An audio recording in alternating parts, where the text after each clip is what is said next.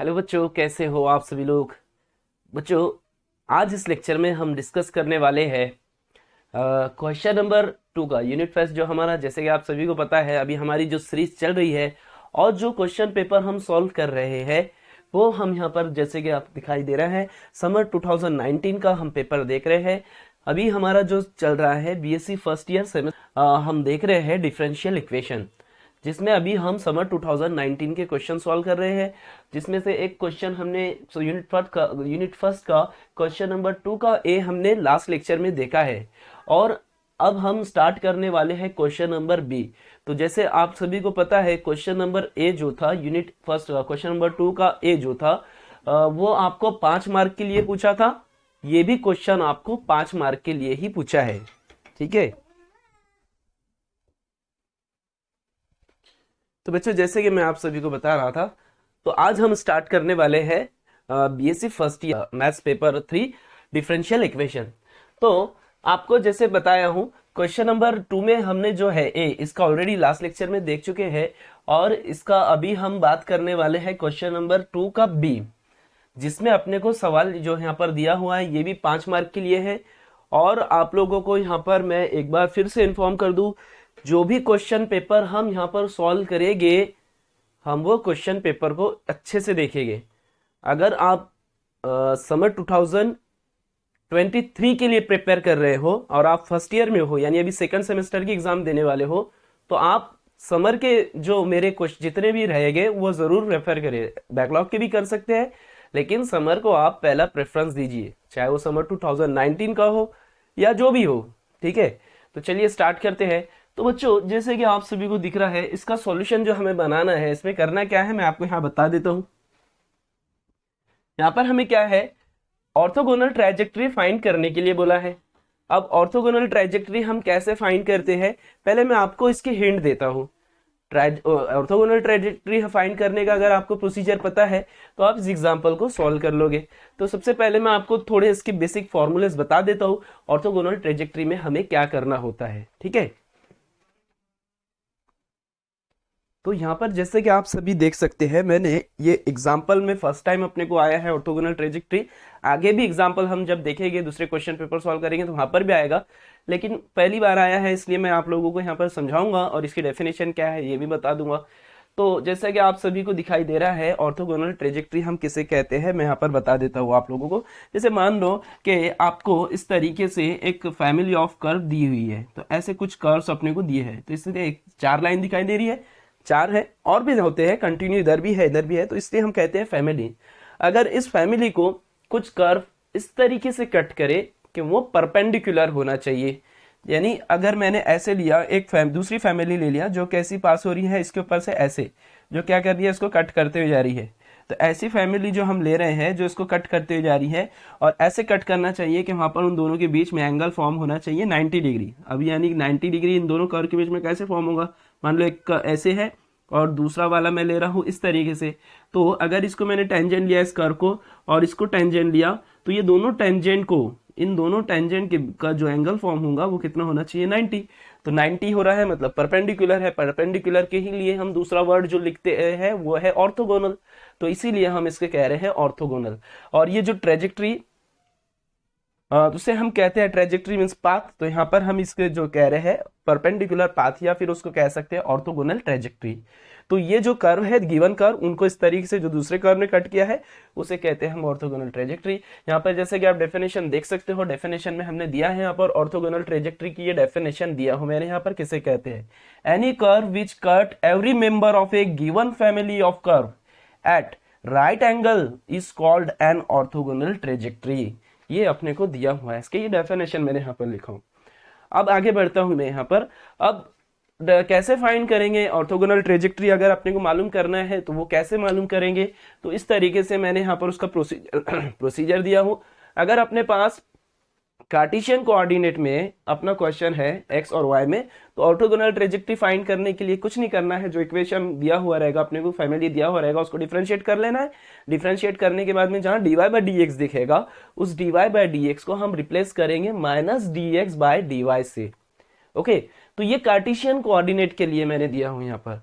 वैसे ही अगर आपको पोलार कोऑर्डिनेट के लिए करना है तो पोलार कोऑर्डिनेट के लिए हम क्या करेंगे, जहां पर ये दिखाई दे रहा है आपको in polar form we replace 1/r dr by d theta. यानी अगर आप पोलार फॉर्म में दिया है, पोलार फॉर्म किसे कहते हैं, जिसमें आर और थीटा में अगर आपको इक्वेशन दिया हुआ है, जैसे कि आपको यहाँ पर दिखाई दे रहा है अपना एग्जांपल जो है आर और थीटा में दिया हुआ है, तो ये पोलार फॉर्म में है। ऐसे केस में हम क्या करते हैं, इसके ऑर्थोगोनल ट्रेजेक्टरी फाइंड करने के लिए जहां पर अपने को d r by d theta यानी 1/r dr by d theta अगर ये टर्म दी हुई रहेगी तो हम उसको इससे रिप्लेस कर देंगे और उस इक्वेशन को वापस से सॉल्व कर लेंगे, उस डिफरेंशियल इक्वेशन को। तो अपने को यहाँ पर इस इक्वेशन दी हुई कर्व के लिए ऑर्थोगोनल ट्रेजेक्टरी मिल जाएगी। तो इस तरीके से है इसका प्रोसीजर। अब हम इसका एग्जांपल सॉल्व करते हैं। तो बच्चों ये जो मैंने टर्म्स बताया हूँ आपको, ये सारी चीजें एग्जाम के लिए नहीं है, ये सिर्फ आपको समझाने के लिए था कि ऑर्थोगोनल ट्रेजेक्टरी क्या होता है। तो इस तरीके से आपको करना है। चलिए एग्जाम्पल सॉल्व करते हैं। तो ये आपको याद रखना है। अगर आप इसका एक स्क्रीनशॉट लेना चाहो तो स्क्रीनशॉट ले सकते हो, मैं रफ कर देता हूँ ये सारी चीजें। चलिए ठीक है, आपने ले लिया इसका स्क्रीनशॉट। ओके, तो अभी हम यहाँ पर ये सारी चीजों को रफ करते हैं और इसका बनाते हैं हम सॉल्यूशन।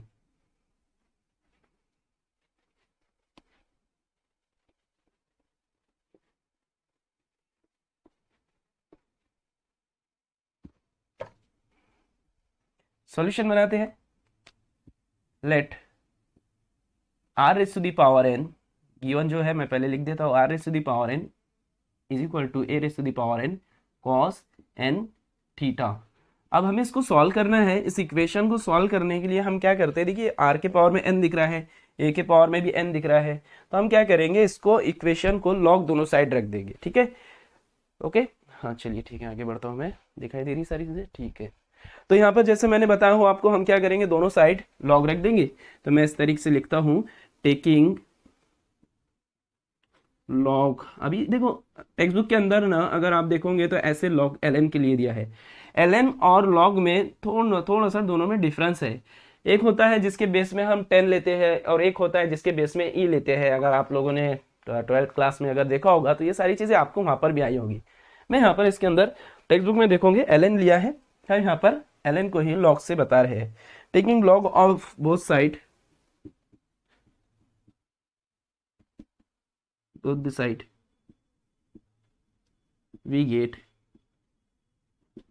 अभी क्या होगा, दोनों साइड लॉग रख देंगे तो इधर क्या होगा, इस इक्वेशन के अंदर log r raise to the power n is equal to log a raise to the power n cos n theta. इसके बाद ये n जो है लॉग का प्रॉपर्टी से पहले आ जाएगा ऐसे, ये लॉग की प्रॉपर्टी है, अगर n पावर में रहा तो नीचे आ जाएगा, n log r लिख सकते हैं। यहाँ पर जो है पहले लॉग की प्रॉपर्टी ये लगेंगी कि देखिए दो फंक्शन है, a raise to power n, दूसरा है cos n थीटा। तो ये दोनों आपको दिख रहे होंगे mn के फॉर्म में। यहाँ पर लिख देता हूँ कुछ प्रॉपर्टीज है लॉगरिथम की, जैसे log m raise to the power n रहा तो हम क्या कर सकते हैं, n को पहले लिख सकते हैं, log m लिख सकते हैं ऐसे। दूसरी प्रॉपर्टी हम जो अप्लाई कर रहे हैं यहाँ पर वो है, अगर log m n साथ में रहे तो हम क्या कर सकते हैं, log एक m को दे देंगे, प्लस लिखेंगे, फिर दूसरा log n को दे देंगे। ये प्रॉपर्टी दूसरी वाली है, तो हम यहाँ पर अप्लाई करने वाले हैं। ये m मान लीजिए, इसको n मान लीजिए, तो ये होगा log a raise to the power n प्लस log cos n थीटा। अब आगे बढ़ते हैं हम यहाँ पर। देखो ये हो गया अपना इधर इस ना, इसको अब नंबर दे देता हूँ मैं, इक्वेशन नंबर इसको 1। ओके चलिए ठीक है, अगर आप चाहो तो इसका भी n पहले ले सकते हो, लेकिन कोई फायदा नहीं है उसका, लेकर नहीं लेकर भी। ठीक है, चलिए आगे बढ़ते हैं। यहाँ तक के हो गया। अब अपने को क्या करना है, हमें फाइंड करना है ऑर्थोगोनल ट्रेजेक्टरी। तो हम क्या करेंगे, पहले इक्वेशन नंबर 1 को डिफरेंशिएट कर देंगे। तो इक्वेशन नंबर 1 को डिफरेंशिएट करने पर हमें क्या है, एक इसका इक्वेशन मिलेगा। तो करता हूँ मैं डिफरेंशिएट, इसको differentiate equation number 1 by equation number 1 with respect to theta we get, क्या मिलेगा अपने को, डिफरेंशिएट करेंगे तो हम इसको करो डिफरेंशिएट। तो n तो कांस्टेंट है, log r का डेरिवेटिव क्या होगा, 1/r, और r का derivative with respect to theta हो जाएगा dr by d theta is equal to, इधर का देख लेता हूँ मैं, नीचे का आ रहा है स्क्रीन या बोर्ड में दिक्कत आ रही है, ठीक है, आ रहा है। तो अब इसके बाद आगे का कंटिन्यू करता हूं मैं। इधर वाले का डिफरेंशिएशन ऐसे हो गया, लॉग आर का डेरिवेटिव 1/r, और आर साथ में है composite function S T D are by d theta d theta. ये दो है log a raise r n, ये थीटा पर यहाँ पर हम कह सकते हैं कि थीटा जो है थीटा का फंक्शन नहीं है, तो ये तो कांस्टेंट है फिर थीटा के रेस्पेक्ट में, तो ये हो गया 0। अब इधर क्या है, लॉग का डेरिवेटिव क्या होता है 1/x, अगर log x रहा तो 1/x लेते हैं, लेकिन यहाँ पर क्या है log cos थीटा है, तो log cos n theta into derivative of cos n theta which is, मैं इतना डिटेल में ना जाते हुए डायरेक्टली लिखता हूँ इसका डेरिवेटिव। cos n थीटा का डेरिवेटिव क्या होता है, cos n थीटा का डेरिवेटिव होता है minus sine n theta, cos का डेरिवेटिव माइनस साइन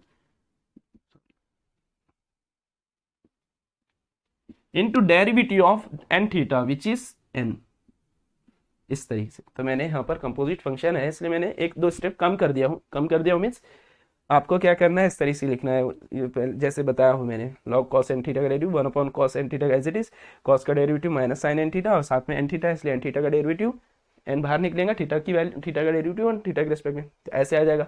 अब इसको सिंप्लीफाई करके लिखते हैं। तो आप लोगों को ये जो फॉर्मूला मैंने बताया हूँ ना, जहाँ पर आपको मैंने जैसे बताया अभी अपने को ये वाला रूल यूज करना पड़ेगा, ये इक्वेशन जो सिंप्लीफाई होंगी ना उसमें आपको दिखाई दे रहा होगा 1/r d are by d theta है, तो इसी को रिप्लेस किससे हम करेंगे, minus r d theta by d r से, सॉरी डी टी लिख दिया मैंने, डी आर। तो याद रखिएगा, आगे बढ़ते हैं हम लोग, रफ कर देता हूँ सारी चीज़ें, स्क्रीनशॉट लेना होगा ले लीजिए, ठीक है, आगे बढ़ते हैं।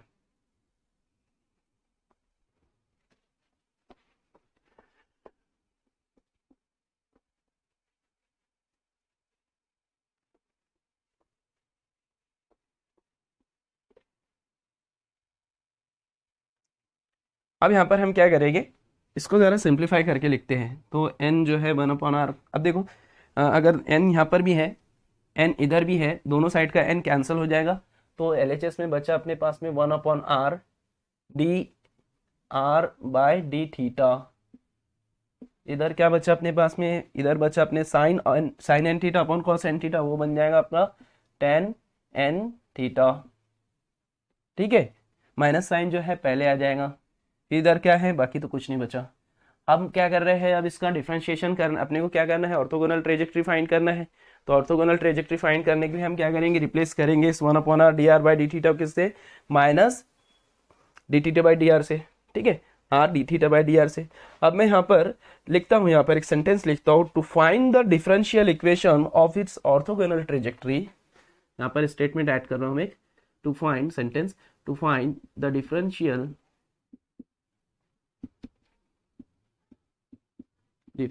Equation of its orthogonal. मैंने लास्ट लेक्चर में भी बताया था आप लोगों को कि ऐसा लगा कभी कि मैं कुछ गलती कर, कैसा अभी कैमरे के सामने मैं, आप तो मेरे सामने बैठे हुए हो नहीं, जब सामने स्टूडेंट बैठे हुए होते हैं और मैं यहाँ पर कुछ लिखने में गलती कर देता हूँ या मैं भूल के लिख देता हूँ कुछ, तो बच्चे याद दिला देते हैं, तो मैं उसको सही कर लेता हूँ। अभी मैं जो लेक्चर बना रहा हूँ, मेरे सामने सिर्फ कैमरा है, हो सकता है कई गलती हो जाए, तो आप कमेंट सेक्शन में जाके कमेंट कर दिया करो, ताकि मैं उसको नेक्स्ट लेक्चर में आपको बता दूँ कहाँ गलती। जैसे मैंने अभी जो रूल्स बताया था वहाँ पर ये जो इसका बताया हूँ आप लोगों को, उसमें d r by d theta जो हमने लिए थे ना उसमें, तो वहाँ गलती कर दिया था, D theta by D T ले लिया था, डी टी नहीं आता है, डी आर ही हम यहाँ पर लेने वाले हैं, ठीक है। तो यहाँ पर हम इसको कंटिन्यू कर रहे हैं, to find the differential equation of इस ऑर्थोगोनल ट्रेजेक्ट्री वी रिप्लेस किसको किससे रिप्लेस करना है, ये वाली टर्म याद रखिएगा, 1/r d r by d theta by minus r d theta by d r, उल्टा कर दिए हमने, बस कुछ नहीं किया, 1/r माइनस बढ़ा दिए, बाकी तो कुछ भी नहीं करना है, रेसिप्रोकल है उसको, कुछ भी नहीं है। तो अब कहाँ किस में रिप्लेस करना है, इस जगह पर रिप्लेस करना है। इक्वेशन कैसे बनेगा अपना इक्वेशन बन जाएगा minus r d theta by d r is equal to minus tan n theta. उम्मीद करता हूँ यहाँ तक कि सभी को क्लियर होगा। माइनस से माइनस कैंसिल, और इक्वेशन को भी रीअरेंज कर लो ज़रा, प्रॉपर डिफरेंशियल इक्वेशन बना लीजिए इसका। तो क्या होना चाहिए, डी आर जो है ऊपर जाएगा इस साइड, आर इधर अपॉन में चला जाएगा, माइनस माइनस कैंसिल हो गया, और डी थीटा के अपॉन में टेन थीटा आ जाएगा। तो इक्वेशन कुछ पहले ऐसे दिखेगा, d theta upon tan n theta is equal to, ये डी आर जो है ऊपर चला गया और नीचे इसके इधर आर आ गया ऐसे। ओके, इसके बाद में आप इसको ऐसे भी लिख सकते हो, d r upon r is equal to d theta. अभी ये जो टेन थीटा है मैं ऊपर ले लेता हूँ इसको, मतलब मैं इसको इधर ले रहा हूँ, इसको इधर ले रहा हूँ, तो टेन थीटा ऊपर आ जाएगा, तो cot n theta into d theta, ये बन जाएगा आपका इक्वेशन। यहाँ तक ये सभी को क्लियर होगा? यहाँ तक ये सारी चीज़ें जो एक एक बताया हूँ मैंने सभी को क्लियर है बराबर? तो कमेंट सेक्शन में कमेंट ज़रूर करते रहा करो। चलो ठीक है, सारी चीज़ें चल रही है बराबर। ओके, चलो आगे बढ़ते हैं। इंटीग्रेशन ऑफ 1/r dr हो जाएगा log r,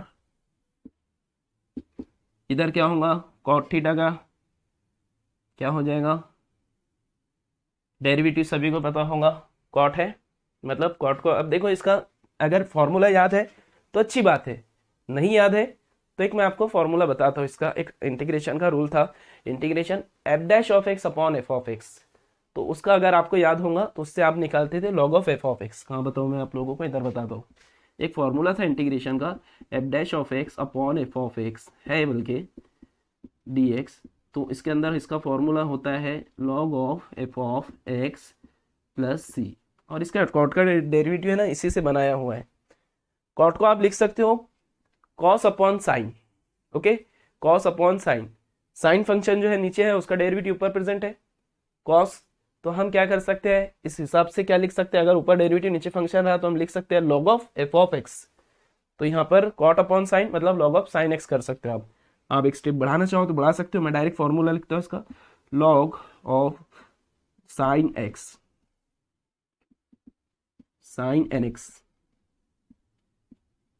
एन एक्स नहीं सॉरी थीटा है, क्योंकि अपना यहाँ पर थीटा है इसलिए मैं थीटा ले रहा हूँ, n theta upon one upon n आएगा तो मैं वो एन को इधर ले लेता हूँ, वन अपॉन एन ऐसे। इसको सही करना पड़ेगा, ज़्यादा गलतियाँ ठीक नहीं लगती है, पूरा डबल से लिख देता हूँ, log r is equal to one upon n log sine n theta plus constant को भी ले लेता हूँ मैं लॉग सी। दिख रहा है सभी को नीचे का? देख लेता हूँ। चलो यहाँ तक के तो सारी चीज़ें आ गई है। तो अभी अपने पास में स्पेस तो कम हो गई है क्योंकि मेरे पास में नीचे तो और 1 फीट जगह है अभी बोर्ड की, लेकिन मेरा बोर्ड कैमरा इतना कैप्चर नहीं कर रहा है, यहाँ तक के ठीक है। अगर नीचे का लिखूंगा तो वो आप लोगों को नहीं दिखाई देगा, तो आप इसको स्क्रीनशॉट ले लीजिए, मैं इसको रफ कर देता हूँ और फिर मैं आगे कंटिन्यू करता हूँ इसको इधर से, तो आप इसका स्क्रीनशॉट ले लीजिए। ठीक है, ले लिया स्क्रीनशॉट? ओके, अब अपने क्या करना है, इसको प्रॉपरली लिखना है, तो मैं लिखता हूँ इसको यहाँ पर, ये वाले को रफ कर देता हूँ, मैदान वाले को।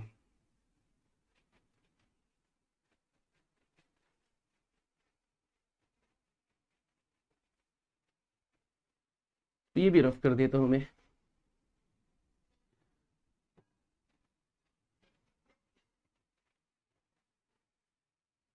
अब हम क्या करेंगे, आगे कंटिन्यू करते हैं उसको।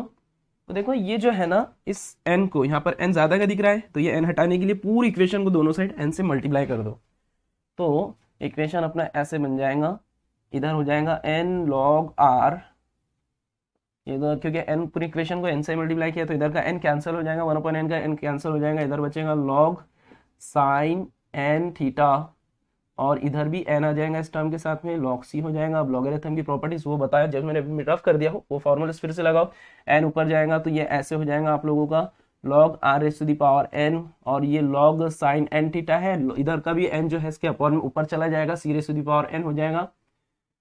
तो मैं लिख सकता हूँ यहाँ पर लॉगरिथम की प्रॉपर्टी लगा रहा हूँ मैं यहाँ पर, sine n theta into c raise to the power n।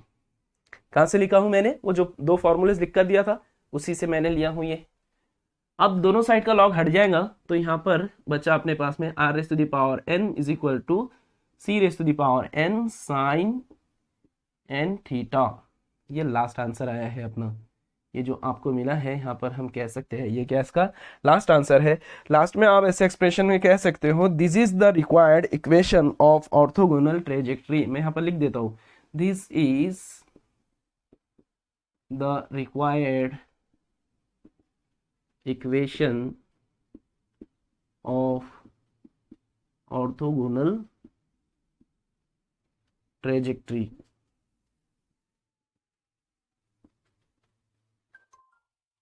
Okay, ये हो गया अपने इसका जवाब। सब उम्मीद करता हूँ आप लोगों को सभी को अच्छे से समझ में आया होगा। तो ये हो गया इसका जवाब। ठीक है, तो मैंने जैसे आप लोगों को बताया हूँ, आपको जिस तरीके से नोट्स बताया हूँ यहाँ पर वैसे की वैसे लिखिए, प्रॉपरली लिखिए, अच्छे से नोट्स बनाइए। नोट्स मैं आप लोगों को भेज दूंगा। मेरा नंबर मैं हमेशा कहते रहता हूँ, अगर आपके पास मेरा नंबर नहीं है तो डिस्क्रिप्शन में मैं अपना नंबर ऐड कर दूंगा वहाँ पर, उससे पर आप मुझे व्हाट्सएप पर मैसेज कर सकते हो। दूसरी बात कि इसकी जो नोट्स है उसका नोट्स का पीडीएफ भी अवेलेबल है, और इसका एक नोट्स का मैं एक वीडियो बनाऊंगा, नोट्स जिसमें सिर्फ नोट्स का वीडियो रहेगा, उसका लिंक मैं अपने इस चैनल के इसी वीडियो की डिस्क्रिप्शन में लगा दूंगा, तो उससे आप नोट्स भी देख सकते हो उसमें। दूसरी बात, आप इसको जो मेरा नंबर है वो भी अपने पास सेव करके रखिए, स्टेटस के ऊपर भी मैं रखते रहता हूँ। और मैंने इसका एक टेलीग्राम चैनल बना रखा हूँ बीएससी के लिए स्पेशली, जिसमें नोट्स के वीडियोस, लेक्चर या फिर जो भी ये लिंक रहेंगे मेरे यूट्यूब लेक्चर्स के, मैं उसके अंदर अपलोड करूँगा, तो वहाँ से आपको इजीली सारी चीज़ें पता चल जाएंगी। तो वो सारी चीज़ें मैं डिस्क्रिप्शन में लगा दूंगा, आप मेरा नंबर अपने पास में सेव कर रखिए। अगर कोई मिलना चाहता है तो मिल भी सकता है, अमरावती में ही रहता हूँ मैं, तो जो स्टूडेंट स्पेशली अमरावती वाले हैं वो मिल सकते हैं। तो ये सारी चीज़ें मैंने आपको बताया हूँ, और आज का लेक्चर हम यहाँ पर ख़त्म करेंगे।